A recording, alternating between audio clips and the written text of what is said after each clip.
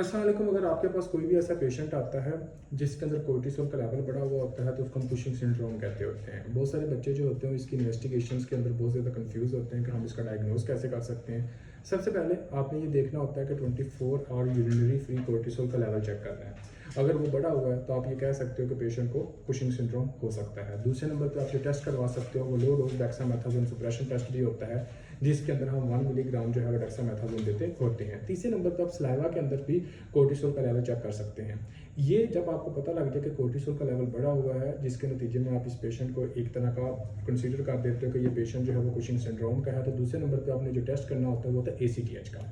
अब ये बात बड़ी इंपॉर्टेंट है कि अगर इस पेशेंट के अंदर ACTH का लेवल बढ़ा हुआ है और कोर्टिसोल का लेवल भी बढ़ा हुआ है तो हम इसको कहते होते हैं ACTH डिपेंडेंट कुशिंग सिंड्रोम। और अगर इस बंदे के अंदर हम ये देखें कि ACTH का लेवल जो है वो कम है और आपका कोर्टिसोल का लेवल बढ़ा हुआ है तो इस कंडीशन को हम ये कहते होते हैं कि ACTH इंडिपेंडेंट कुशिंग सिंड्रोम।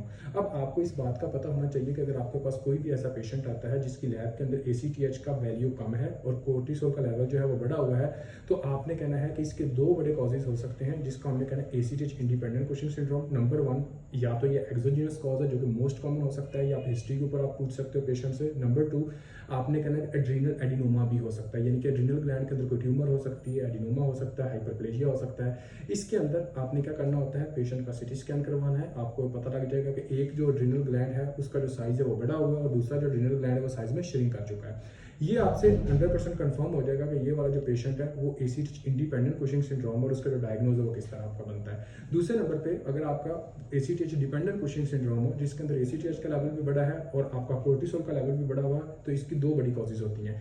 एक तो ये कॉज हो सकती है कि हो सकता है कि ब्रेन का इशू जिसको हम कहते हैं कुशिंग डिजीज।